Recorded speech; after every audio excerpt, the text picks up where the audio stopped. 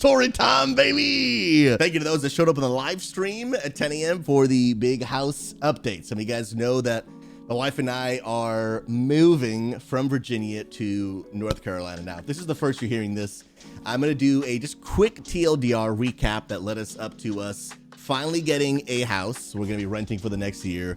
And you might be watching me like, Susie, well, I heard the announcement. I'm good. No. You got to hear the details of the story because I promise you it is going to blow your mind. If you got socks on, they're going to be blessed off. Okay. You're not ready. Let me give a quick recap. My wife and I have decided to move to an area called Fayetteville, North Carolina. It's going to be a cheaper cost of living. My wife and I both work online. My wife has got a real life friend there. We're going to enjoy some community. It's going to be so much more peaceful, slower pace of life. It's just going to be really great for us, our family, our marriage, our life. And we're really excited, We're going to go there, and we've never lived in North Carolina. So we'll go there for a year. We'll see if we love it. And if we love it, maybe we'll choose to stay. And if not, we'll see what the future holds. However, we are very, very excited. Now, let me give you the details of what has been kind of frustrating and difficult leading up until this point. So we have been trying to get a house for a while now. We literally close on our house and sell our house this Friday, and we need to be out on Friday. And so we've been applying, doing all these things, get a new house. And unfortunately, we started getting denied by all these applications we're sending in. And I'm like, what's going on here? And so I contact one of the houses. It was our favorite house that we had wanted. And I'm like, hey, why do we get denied? And they're like, well, on your background check, it shows that you have a missed payment from 5 years ago to a landlord that you never paid. And I'm like, that can't be true. Long story short, what ended up happening, this house that I live in right now, that you see this room, I own this home. But 5 years ago, I actually rented this exact home, and I ended up buying the home from the management company that we rented it from. I bought the house on June 15th, and then July 1st, they charged me another month's rent. Obviously, it was a mistake. I was able to call them, get it squared away. They sent me a letter saying, our apologies, it's our mistake.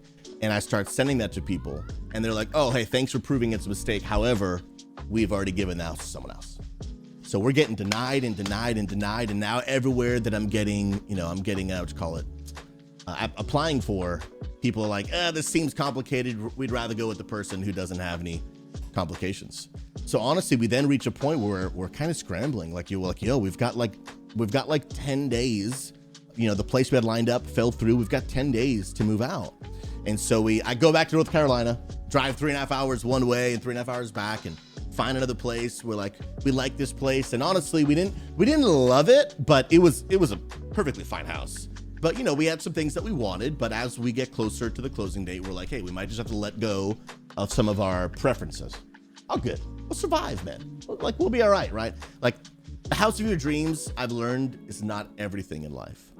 And so we apply to this house, we get approved, we're good to go.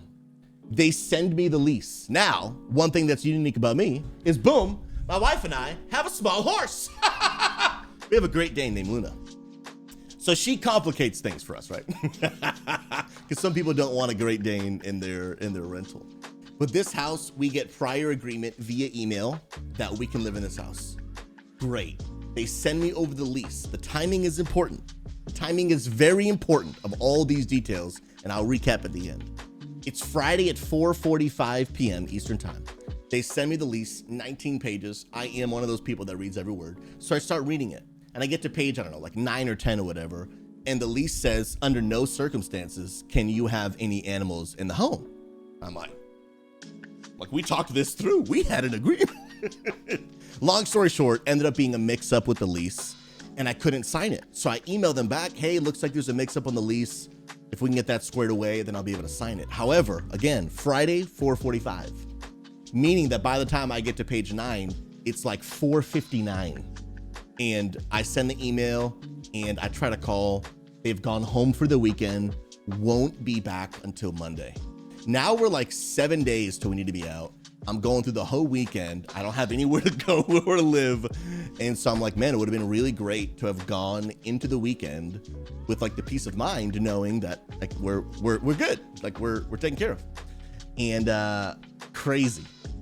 I'm sitting there and I'm in this balance, and And I know for me, I'm a follower of Jesus. I know that not everyone watches my content, believes in God, I respect your decision, but I'm trying to find this balance between, no, I want to be calm, and I want to trust that God's going to take care of me and everything's going to work out. But however, I also don't want to be irresponsible and not do my part, right? Like, God has put a certain amount of responsibility on me to take care of my family and to, put in the hard work to do what needs to be done. So I was like, I don't want to let my wife down and God down by worst case scenario. Monday comes and it doesn't work out, and now I wasted 2 days of searching. So Saturday night, after I finish up my community smite stream, some of you guys were there playing with me. I'm like, let me just, I don't want to go too crazy, but let me just take a few minutes and look on Zillow again.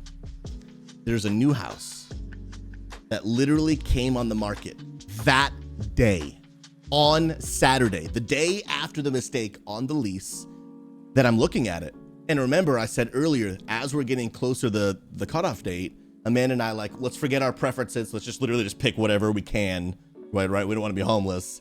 And we've let go of all of our preferences. And I find this house on Saturday, came on the market that day, that had everything we wanted and more. Like better than I could have actually even envisioned for us having. And I see it Saturday night, and I'm like, babe, I know it'd be crazy, but I think I'm gonna go back to North Carolina like tomorrow morning and go see this house. But I need to contact them and just make sure they allow Great Danes, because I'm not gonna drive 7 hours back and forth only to them tell me like, no, we don't allow Great Danes. So I email, I call, I'm texting, I'm kind of spamming, I'm not gonna lie, about the Great Dane in our situation. And they get back to me at maybe like 1 p.m. They're like, hey, come on down. We'll allow the Great Dane. Come on, let's go check it out. And so I get there. Now, all of this, you might be like, seriously, like, there's a lot of details, because all the details, I promise you, will come back, and like every little detail will matter in this story. Even the timing of like how I had to wait until the afternoon till like 1 p.m. And then I start driving about 3.5 hours. I get there. I walk in. It all matters. I get there at around 4:20, okay, 4:25, something like that. And as I'm getting there, this is not a rental management company. It's actually like owners of the home, landlords, okay, so husband and wife. I walk in. As I'm about to walk in, the wife is on her way out the house to go to the store. I'm gonna come back to that because that detail matters. I get there, she's on her way out. I talk to her for maybe 5 minutes. She goes, and I spend the rest of the time with the husband. He gives me a tour, all that good stuff. We do the house, normal stuff, and we're just having a really, really great conversation. I tell him, I'm like, man, I'm so glad I found the house. It just appeared on Zillow yesterday. And he's like, yeah, it just appeared on Zillow yesterday, but I had put it on a Facebook, not marketplace, but like neighborhood community, and like 3 days ago. And he said over 20 people have already applied and come to see this house in the past 3 days. 20 people. He's like, you're 21. And they've all come, they've all, applied everything. And he says to me, but I gotta be honest, I've really enjoyed you the most. Come on, it pays to be nice, people. It pays to be nice, okay? Just be nice to people. He's like, I've really enjoyed you the most. And if you're interested in the house, fill an application, and I could say with some pretty good assurance that this house is gonna be yours. And he's like, tell you what. He's like, my wife literally just went to the store to buy some paint because we're patching up and painting stuff. He's like, I know you haven't signed anything yet, but why don't you contact your wife and you tell us what color you want us to paint the walls, and we'll paint them the color of your choice. He's like, you showed up at the perfect time. He's like, if you had shown up any later, my wife would have already bought in the paint and we would have painted the house, but you showed up at the perfect time. And I'll just let you pick the colors, and we'll just paint it whatever you want. So I text my wife, we get the colors, tell him what we wanted. He paints the house, but we haven't signed anything yet. We don't even have full approval that, that we can live there. He calls me the next day. I'm telling you, there's so much more to the story you haven't heard. It's just, He calls me the next day. I'm on the phone with him and his wife, and His wife's name is Amanda. I didn't even know that when I was there. She didn't introduce herself, and I didn't ask. I was so like, let me see the house. You know what I mean? His wife's name is Amanda, and they're on the phone. And the wife says this to me. She's like, I know we only got to talk for a few minutes, and I know that you spent like an hour with my husband. But when I was talking to you, I just felt like it was meant to be. So we've called the other 20 people, and we told them that even though they saw the house first, that they won't be getting the house, but you and your wife are gonna be getting this house. And it's just so crazy because I need to recap some of the details. Okay, my wife and I went into this like we're moving process at first with like a bucket list of things that we really want, not only in the house, but things that we want to be near. Like we really want to be near some water. We really want to just get out in nature and walk Luna and slow down our lives and be at peace and just enjoy so much of just the outdoors. And that was where we first started looking, like near somewhere that's closest to water, a lake, whatever it might be. And then as time goes on, we start, letting go of our preferences. Like we'll just pick whatever is available because we have to be out in 9 days. And so you have to remember 5 years ago, there was a mistake from an old landlord on my report. I had applied to a house. Okay. I had applied to a house that we liked. Like we would have been happy living in like the first house we applied to. Obviously, otherwise we wouldn't apply to it, right? But if my landlord hadn't made a mistake 5 years ago, I would have gotten that house instead of the house that is even better than my wife and I could have ever dreamed. We wouldn't have been getting denied left and right if it was not for that mistake 5 years ago. So what started off as a burden turned out into a blessing. Then we fast forward now to I'm applying multiple houses later, and we finally get a house to approve us. And there's a mistake with the lease on a Friday. And so I can't sign it. A house becomes available on Saturday. I then go see the house on Saturday. And I'm sitting there, I'm texting him and I'm like, man, I really need an answer, hopefully pretty soon. And he texts me at 1 p.m., which allows me to get there at 4:30 p.m. on Sunday, right as his wife is about to go get the paint, and says, hey, this is perfect timing. And then says to me, hey, man, this really feels like it's meant to be. And here's the deal.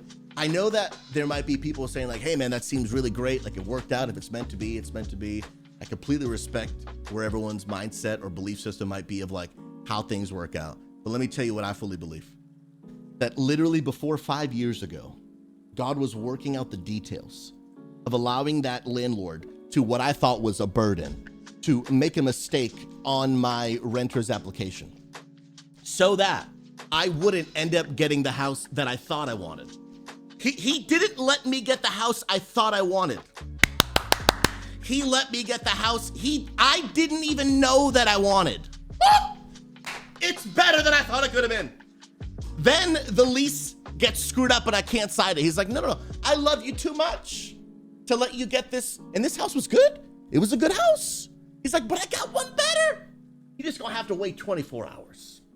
It's gonna come on the market the day. 20 people have already come to see the house, but instead you're gonna get it. And I just like, God was just lining up all the details.